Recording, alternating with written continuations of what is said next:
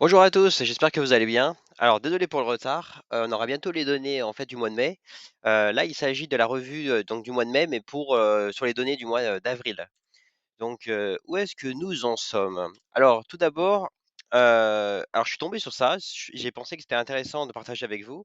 Apparemment au mois de juin, Cédric va faire une interview sur Légende. Alors c'est vrai que moi ça m'a beaucoup étonné. Enfin disons que moi j'écoute Légende très régulièrement. Alors c'est vrai que du coup le voir ici, j'allais dire, bah voilà, c'est intéressant. On verra bien donc bah, le contenu puisque c'est pas encore sorti donc j'ai pas plus de détails. En tout cas, ils ont partagé que, depuis juillet 2023, depuis qu'ils ont changé de modèle, ils ont récolté 25 millions d'euros. Ils ont fait 30 projets immobiliers et a priori une croissance communautaire puisqu'on aurait au total plus de 330 000 membres. Voilà, donc tout d'abord, je vous rappelle que je suis pas conseiller financier, hein, je fais ça uniquement, pour le divertissement, disons pour moi-même, pour suivre mes propres, investissements. Donc, comme vous le savez, je suis très investi sur Brix, peut-être un peu trop. J'ai quasiment 11 000 euros. En fait, il me semble de mémoire que j'ai mis quasiment 11 000 euros.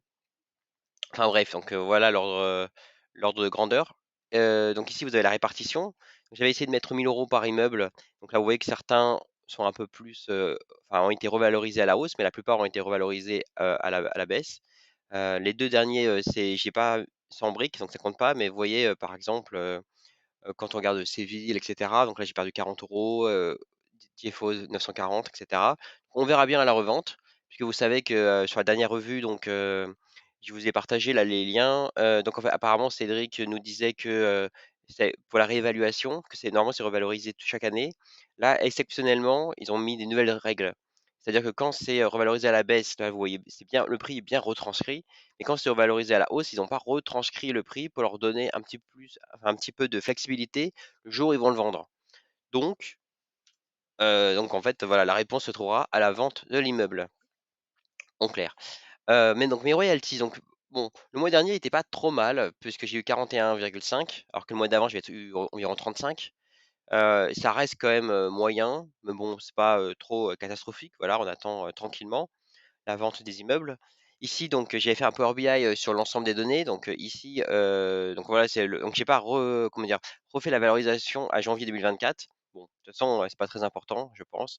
Le plus important, c'est voilà, qu'est-ce qu'on touche et le jour où ils le vendent, combien on gagne, quoi? Quelle est la vraie plus-value? Sinon, c'est que, du théorique.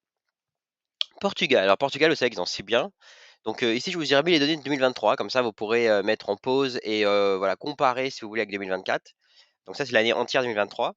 2024, où nous en sommes? Eh ben, pour l'instant, aucun n'est, j'allais dire à la perf. Perf, ça veut dire qu'on est au moins à 97 de ce qu'ils nous ont annoncé.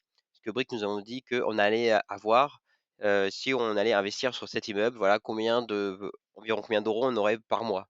Donc là, on voit que bon, le mois dernier était décevant. Donc je regarde vite fait 2023. Donc là, vous voyez 2023, en fait, il n'y en avait qu'un apparemment qui était qui était moyen, qui était entre 90 et 97, sinon les autres étaient tous en dessous. Donc on verra en fait déjà le mois prochain, puisque dans la prochaine revue, vous savez, là on est au mois de mai, et donc on voit que c'est là où ça commence la peak season avec, bah, la saison touristique. Donc c'est là normalement où on peut gagner le plus de sous. Enfin, à voir, à voir. Voilà pour le Portugal. Maintenant le commerce. Vous savez que j'aimais bien les commerces, qu'en 2023, donc il y a 4 commerces. En 2023, tout était vert et on aime le vert sur cette chaîne. Et malheureusement 2024, c'est là où on a vu que, voilà, il y avait un bien qui n'était plus loué, donc forcément plus de revenus, ça passe dans le rouge. Donc dommage, ce qui est dommage, personnellement, hein, c'est que, je trouve que donc c'est le local en question de mémoire, c'est Chaptal. Chaptal et le local est à Montpellier, donc Montpellier, c'est quand même pas un bled paumé, mais ils n'arrivent pas à le louer. Ils avaient eu connaissance que la personne ne voulait pas renouveler le bail, au mois de juin dernier. Donc ils ont en 6 mois, ils n'ont pas réussi à trouver quelqu'un, et là maintenant, vous voyez, ça fait quasiment un an, quoi. Ça fait un an que, en gros, que voilà, qu'on est à la recherche d'un locataire. Donc j'ai donc voilà. Donc là-dessus, j'ai perdu un peu espoir. Est-ce que ça va arriver le mois prochain? Je serais très heureux de le savoir. Mais bon, quand on voit qu'en un an, ça avance pas. Voilà, est-ce qu'il vaut mieux pas juste vendre l'immeuble et basta, quoi?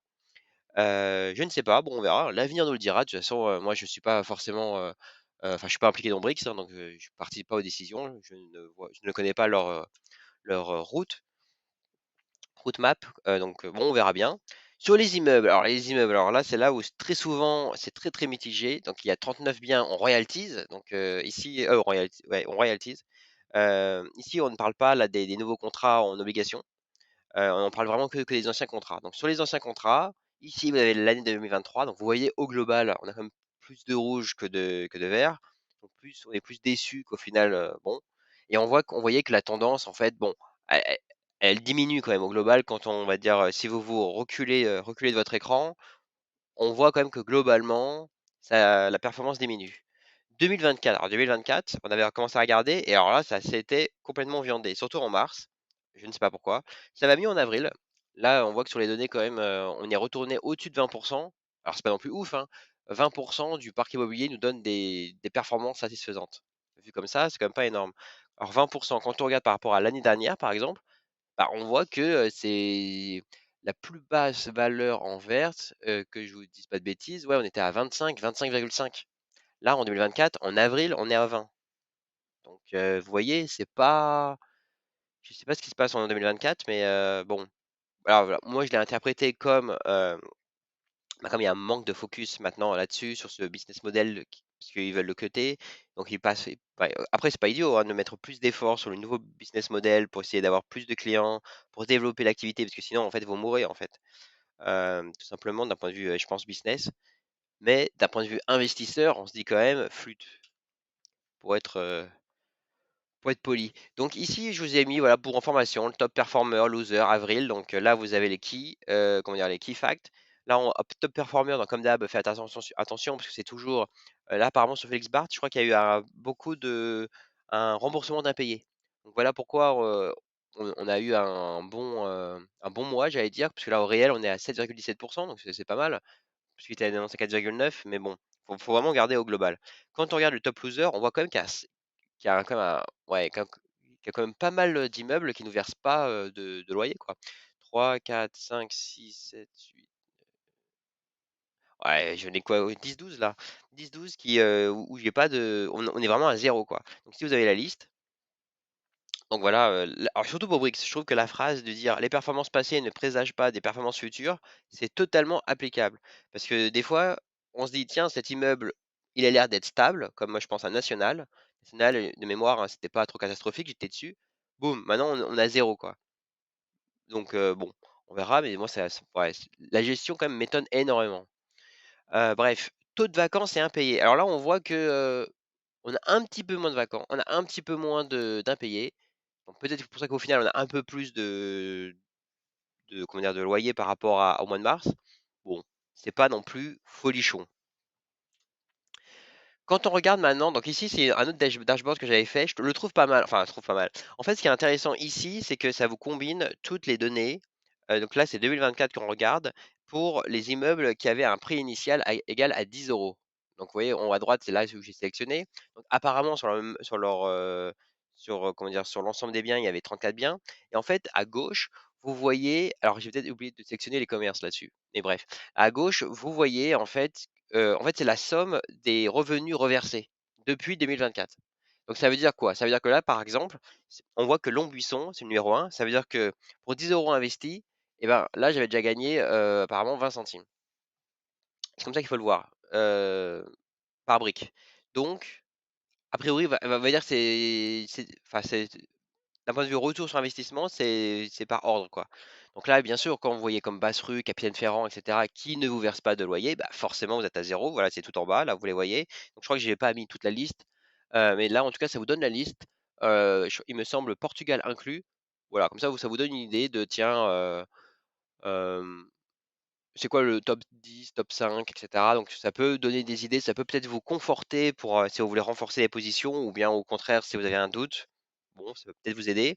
Puis la deuxième slide, c'est sur, le tri quand, le prix par briques n'était pas égal à 10 euros. Parce que vous savez qu'au début, c'était peut-être 20 euros, 30 euros, et cetera. Donc là, la même chose, vous avez, le top, quoi. Donc on voit qu'apparemment c'est, Maurice Berthaud, après Matt Ducuré, qui nous verse le plus. Là, ici, je vais pas trop commenter sur la slide d'avant, mais pour vous donner plus de détails, ici, vous voyez là, sur le graphe, on voit du vert, du rouge, etc. En fait, ça vous met, combien de mois en fait ont été, satisfaisants? Vous voyez que au globalement, en fait, on voit que sur ce parc-là, c'est pas top.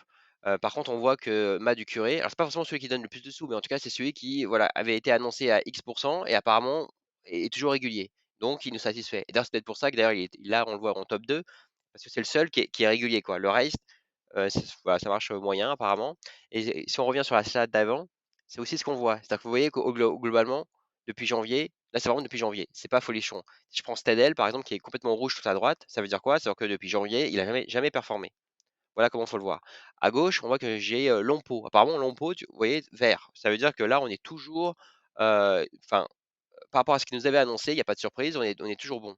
Donc c'est pour ça que moi, ce que je fais des fois, alors j'investis plus depuis longtemps, mais là, si je devais réinvestir, je pense que je combinerais les 2 KPI. À droite, en me disant, «Tiens, est-ce que ce qu'ils annoncent, c'est plutôt, consistant? Oui, non».